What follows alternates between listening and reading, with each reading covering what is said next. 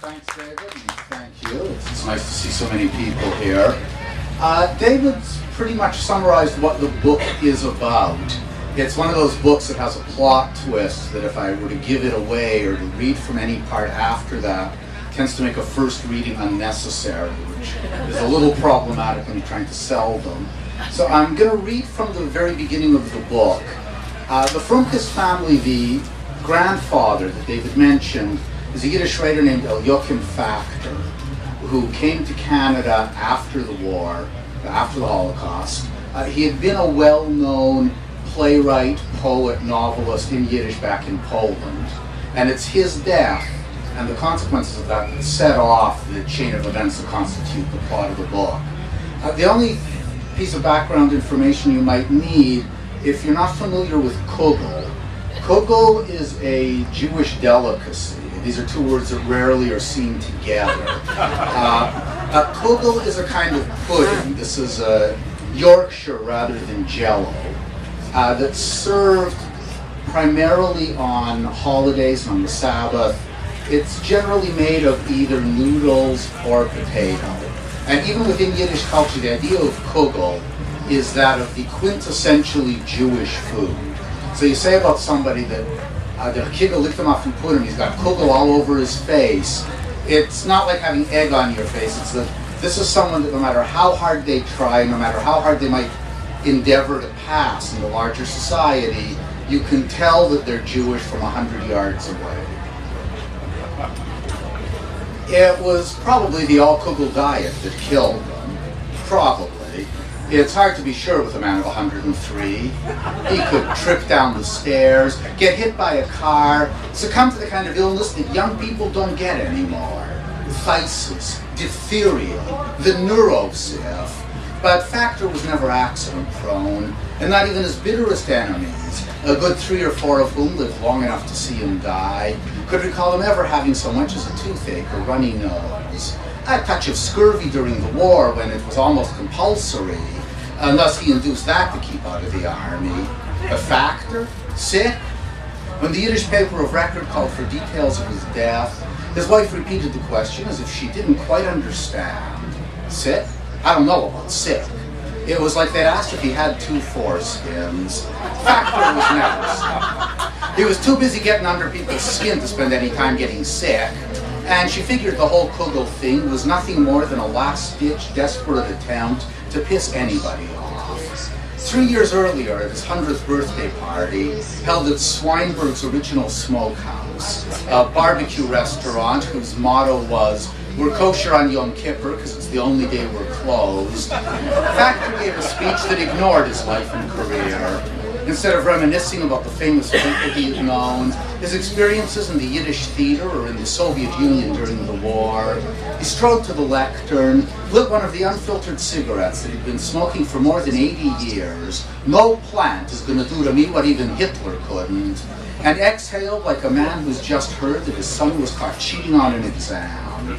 Friends, he said, I want to thank you all for joining me to welcome the dawn of a new era in my life. I don't know about any of you, but I've been noticing an increase in anti-Semitic sentiment that's starting to remind me of Poland when I was young. In order to take a stand against it, I pledge here, with all of you as my witnesses, that from today forward, June the 7th, 2005, I will eat nothing but kugel, the most Jewish of all the world's foods, for all the years that I have left, except on Friday nights in Yom Kippur, when I will continue to have my supper delivered by Sea-High famous Chinese food on I also promise to drink a glass of orange juice every morning to forestall any recurrence of scurvy. He spat 3 times after mentioning the disease. I'll be chronicling the effects on my mind and body on my new website, www.noodlepudding.ca. And remember, please, if I can eat kugel, the anti-Semites can eat cake. It was not the speech that anyone expected. As Mrs. Factor told the Yiddish paper, I had a freezer full of meat at the time. Factor was not like the other Yiddish writers. His debut novel, which a contemporary critic described as the first plea for a pogrom ever to have been issued in Yiddish, was published in Poland in 1926, anonymously and at Factor's own expense. Memoirs of Jesus' Moyle, the man who circumcised Christ, was condemned by the government, forget about the church, and not a single copy is known to have survived.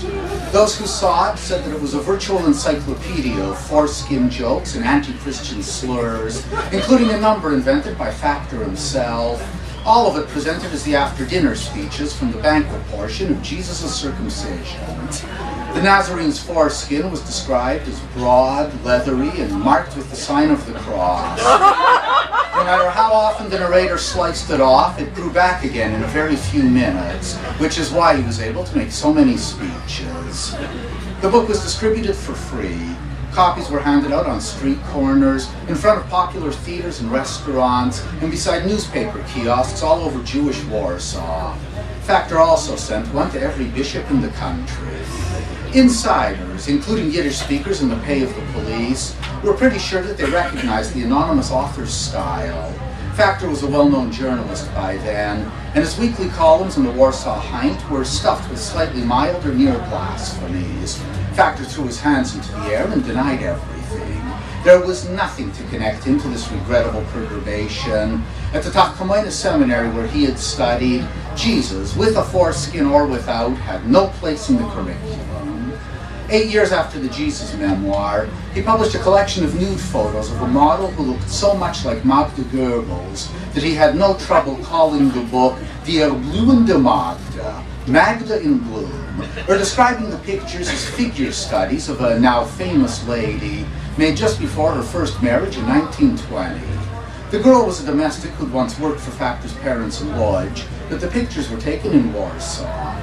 The book was printed in Buenos Aires at a press owned by former members of Tzvi Migdal, the Jewish Pimps Association, and was bound by a left-leaning Volksdeutsch pornographer in Teplitz, who smuggled all 250 copies into the Reich. Factor himself took over from there, driving all over Germany in an Hispano-Suiza, and mailing the books from 80-odd post offices, whence they were delivered to prominent journalists, political figures, foreign diplomats, and government officials, including Himmler, Goering, and the Führer himself. He sent 2 copies to Dr. Goebbels.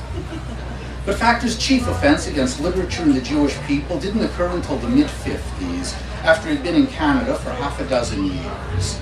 These were the early days of television, when the CBC had dominion from coast to coast, and not even those fortunate few with access to American networks ever dreamt of missing cross-Canada hit parade.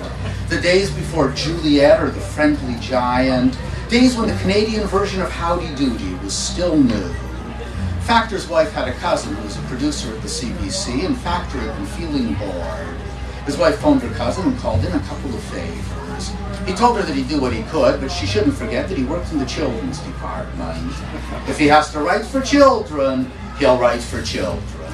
Don't you worry about Factor. After a quick apprenticeship on the Canadian Howdy Doody, where he became friendly with James Doohan, who played the Canadian counterpart of Buffalo Bob, Factor was assigned to a new 15-minute, 5-day-a-week series that was about to go into production. The new Curiosity Shop's main character, Omar Pyman, the portly, fez-topped proprietor of a ramshackle second-hand store, was a soothing fusion of Major Hoople from our boarding house in Sydney Green Street in Casablanca. He spoke in a slow, deep baritone, enunciating every word very, very clearly.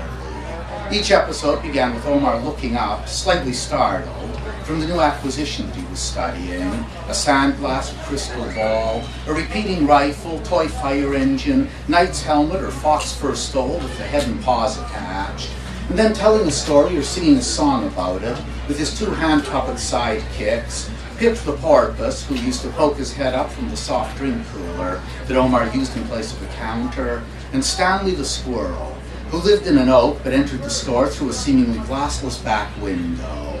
Factor played the part of a bird, a dodo, though you would never have known if the bird hadn't told you. The waves of aggressively curly white hair, half Liberace, half Gorgeous George, and the thick horn-rimmed glasses pasted behind its beak worked against any sense of authenticity, as did the fact that the dodo could talk. The other animal puppets talked too, but they talked with the kind of voices that puppets always have. But the dodo sounded like a Jewish grandparent and talked a lot about being a dodo. He had a pronounced accent and spoke only in rhyming couplets. There was almost nothing that he liked.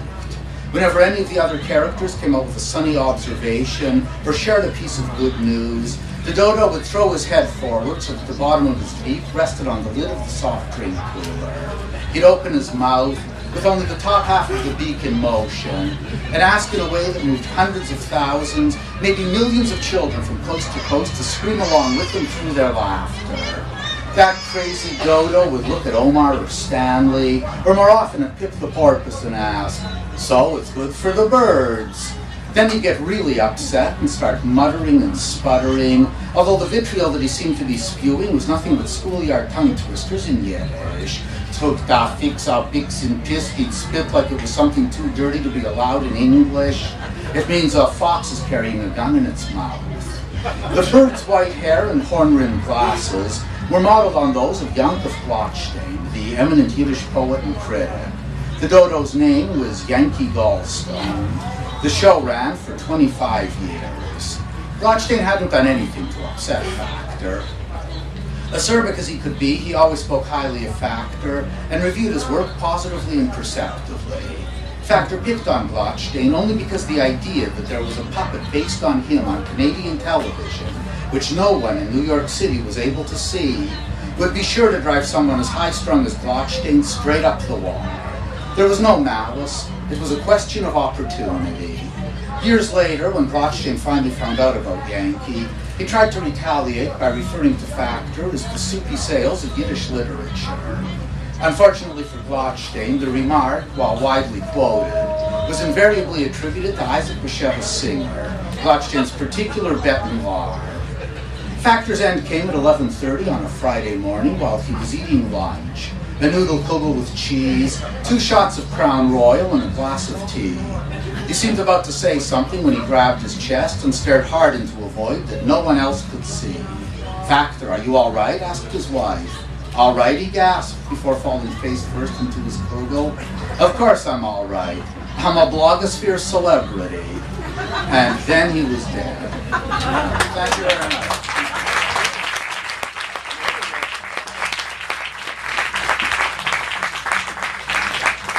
Michael Lex, author of the Frumkiss Family Business.